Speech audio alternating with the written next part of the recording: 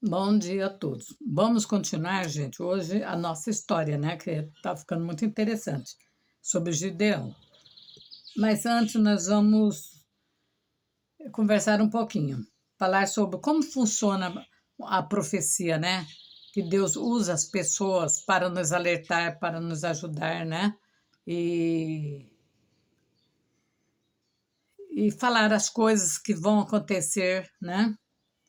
Os profetas verdadeiros, viu, gente? Não estou falando de falsos profetas. Daqueles que dá profetada, tá? Estou falando dos verdadeiros profetas de Deus. Como funciona isso? Ao longo de toda a história da Bíblia, vemos Deus enviando profetas para falarem por ele, a uma pessoa ou a um grupo, como vemos em Juízes. Se você ler Juízes, você vai ver quanto profeta foi usado por Deus. Creio que o ministério profético ainda está em operação hoje e que uma profecia verdadeiramente inspirada por Deus pode fortalecer, encorajar e consolar a pessoa que a recebe. Deus pode usar uma música, um hino, alguma coisa para falar o que Ele quer. Deus pode usar na oração. Deus pode usar a palavra da Bíblia, né? E vários jeitos que Deus tem para usar, né? Há uma diferença entre uma pessoa que tem o dom de profecia e alguém que é indicado para o ofício de profeta no corpo de Cristo. Um profeta tem uma palavra mais forte para a igreja como um todo, diferente de alguém que está operando no dom da profecia. Quando a gente fala em profeta, não é dom de adivinhação, viu, gente? Não é isso. Profeta de Deus é diferente. Para fortalecer e encorajar as pessoas. A palavra de Deus nos encoraja a receber a profecia divinamente inspirada, né? A profecia precisa ser coerente com a palavra de Deus. E uma palavra profética pessoal deve confirmar algo que já está em nosso coração. Se você recebeu uma profecia e sentiu muito mal, pode ter certeza que não é uma profecia verdadeira, tá? Deus não quer entristecer as pessoas. Se uma palavra realmente vem de Deus, Ele fará com que ela se cumpra no seu devido tempo. Uma profecia que não se cumpre nunca não é profecia. Guarde a profecia em seu coração e Deus confirmará as palavras proféticas a você quando elas representarem verdadeiramente o coração divino. Aí nós estamos estudando que Deus usou quem? Um anjo para falar com Gideão, né? E Gideão, ele não estava acreditando que era um anjo de Deus. Presta bem atenção agora na segunda parte do nosso estudo hoje. Gideão, ele pediu para o anjo esperar, já que ele era um anjo, então ele e respondeu, espera eu voltar que eu vou fazer uma oferta, né? E colocar aí diante de ti, já que você é um anjo. Aí o anjo respondeu, eu vou esperar. E vamos ver o que aconteceu.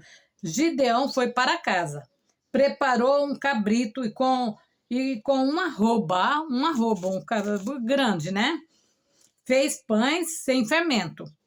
Pôs a carne num cesto e o caldo numa panela. Trouxe-os para fora e ofereceu-os a ele sobre a grande árvore.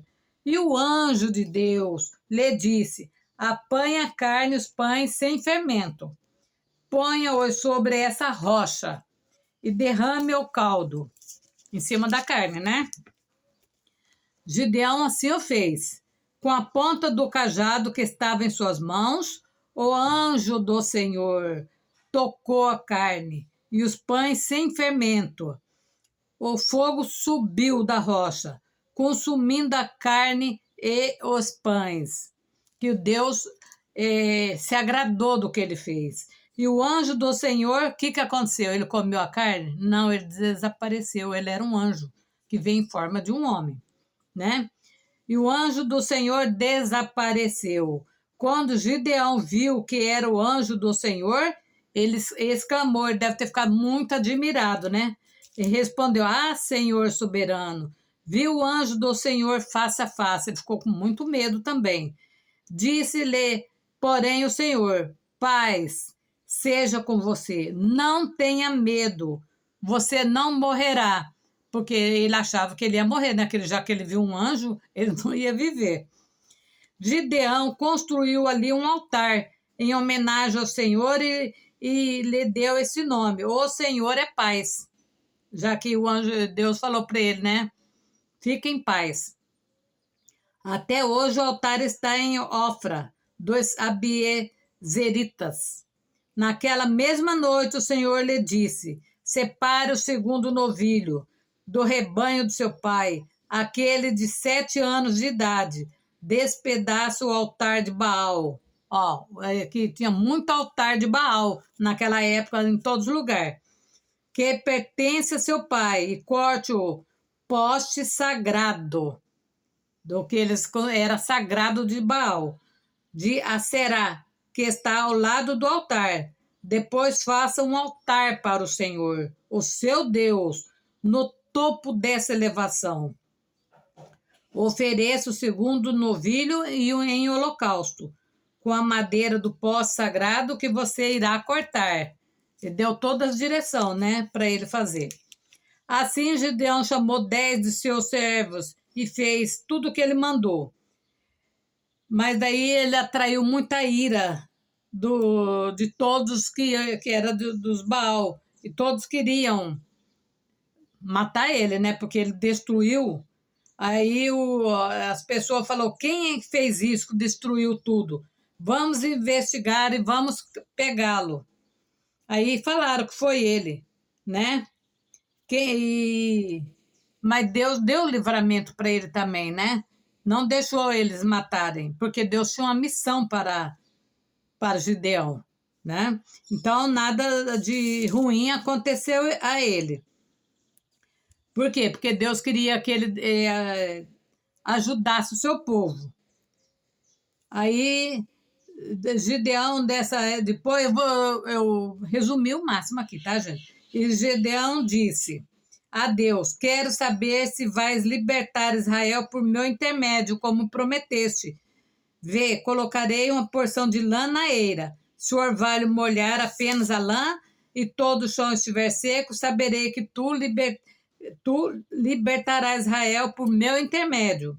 E assim aconteceu. Tudo que ele pedia, aí ele pediu mais outra vez, mais outra, que ele queria que Deus deixasse a lã seca e o chão todo coberto de orvalho.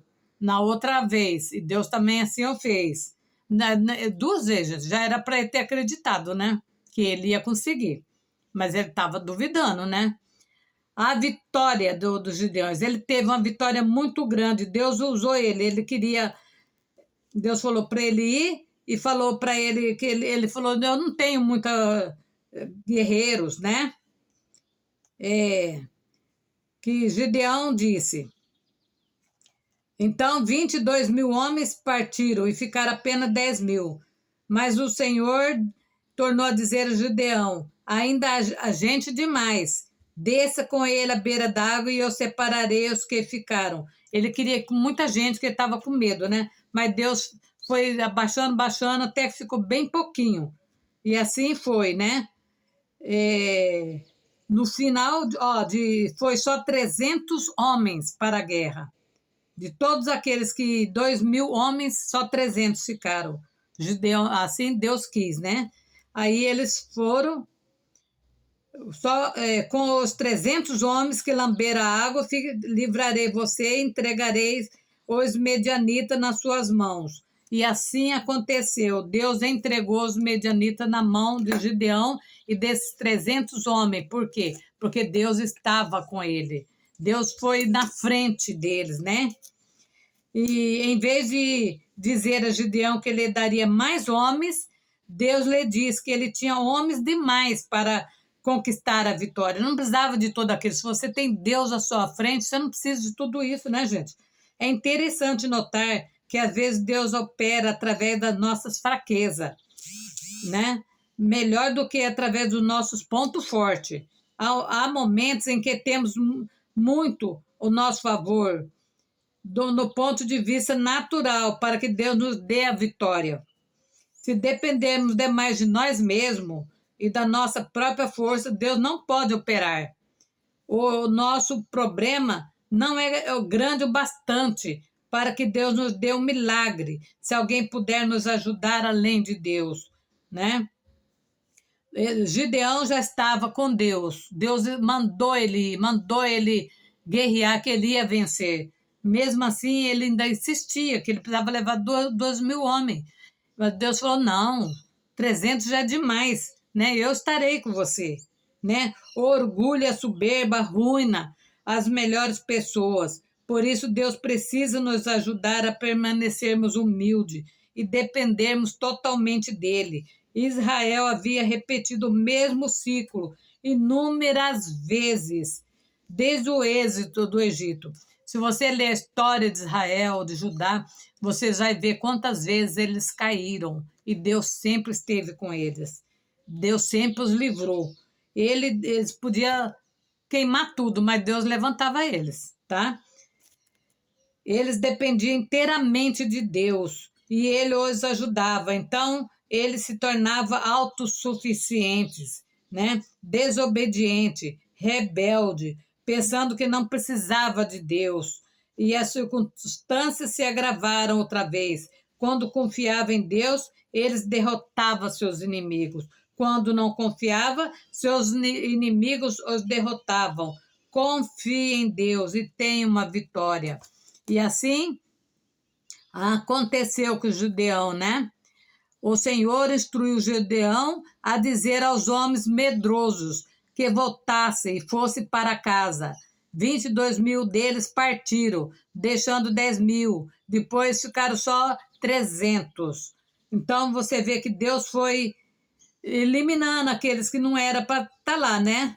E os outros, o que fez? Todos os demais se ajoelharam para beber água.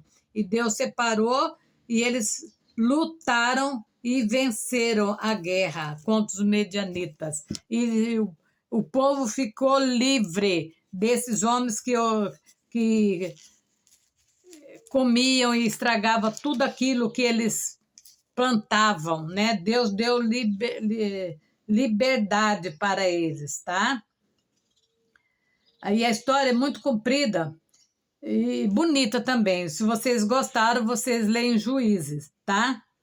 Então, nós vamos... Isso aqui eu quis ler para vocês, que quando vocês estão numa guerra espiritual, vocês têm que confiar apenas em Deus, né? Que não interessa se tem 10.000 pessoas contra você, e Deus pode você ter 5 ao seu favor, que Deus vai te dar vitória, tá bom?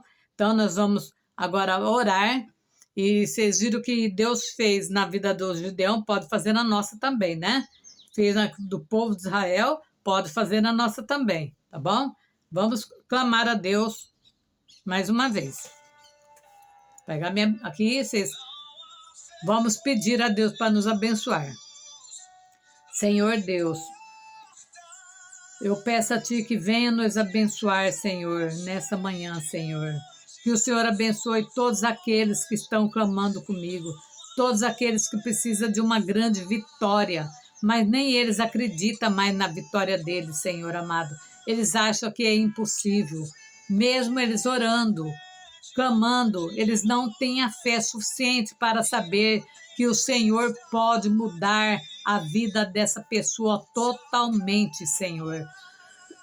Que o Senhor dê a vitória, que essa pessoa consiga a sua aposentadoria, consiga a compra da sua casa própria, aquele emprego tão sonhado, aquela vaga naquela firma tão sonhada.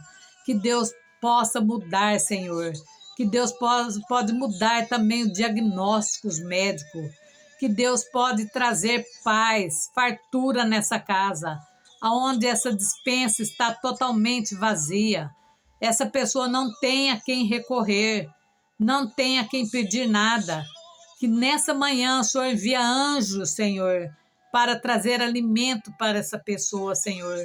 Porque muitos aproveitam dos pobres, mas muitos não ajudam, Senhor. Eles não estão nem aí com a fome dos pobres, Senhor. Muitos hoje em dia vivem só para eles mesmos, Senhor. Não tem amor ao próximo. né, nós estamos numa época difícil, Senhor, aonde a cultura do eu mesmo fala mais alto, Senhor. Não pensa nos pobres, não pensa nas pessoas ao seu redor, Senhor. Que o Senhor faça resplandecer a tua face, Senhor. Que o Senhor mude o caráter de muitas pessoas, Senhor. Que o Senhor faça um mover muito grande dentro dessa casa, onde ninguém tem paz, aonde é uma guerra declarada, Senhor. Aonde muitos falam, minha casa é um inferno.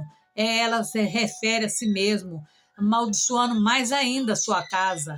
Para de falar isso e comece a falar, a minha casa é abençoada. A minha casa é uma bênção. Tira todo o mal de dentro dessa casa. Esse espírito de contenda, de briga, esse espírito de miséria, de sujeira, de pobreza, pobreza interna dentro dessa pessoa. Que essa pessoa guarda muito lixo dentro dela mesmo. Que o Senhor esvazie esse coração. Dê um coração novo para essa pessoa. Que ela derruba para fora todo aquele mal que está fazendo doença aparecer no seu corpo. Que muitas vezes o mal transforma em doença incurável, que leva até a morte. Que Deus faça um mover muito grande.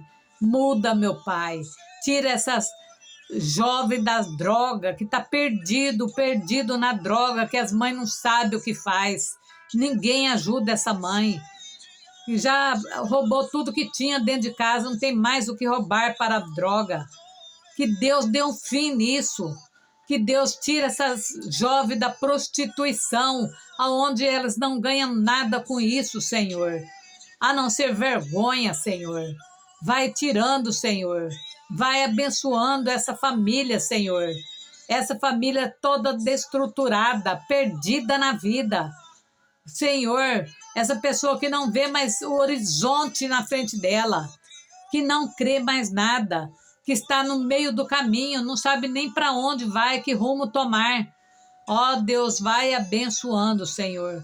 Quantos crimes nós estamos vendo na televisão, quanto roubo, quanta morte, quantas crianças sendo roubadas, mortas. Senhor, envia seu exército de anjo nesse país, Senhor.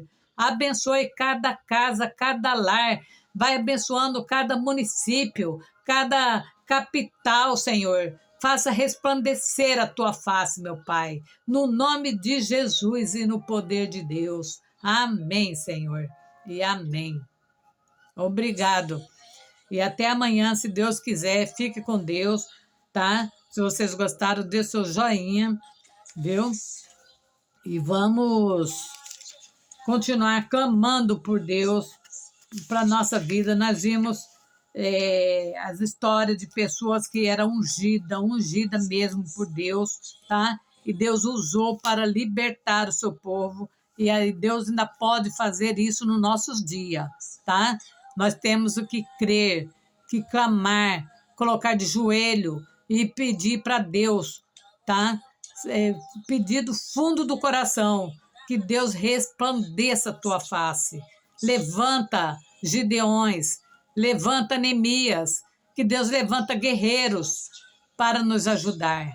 Obrigado e até a próxima, se Deus nos permitir. Amém. Fique com Deus.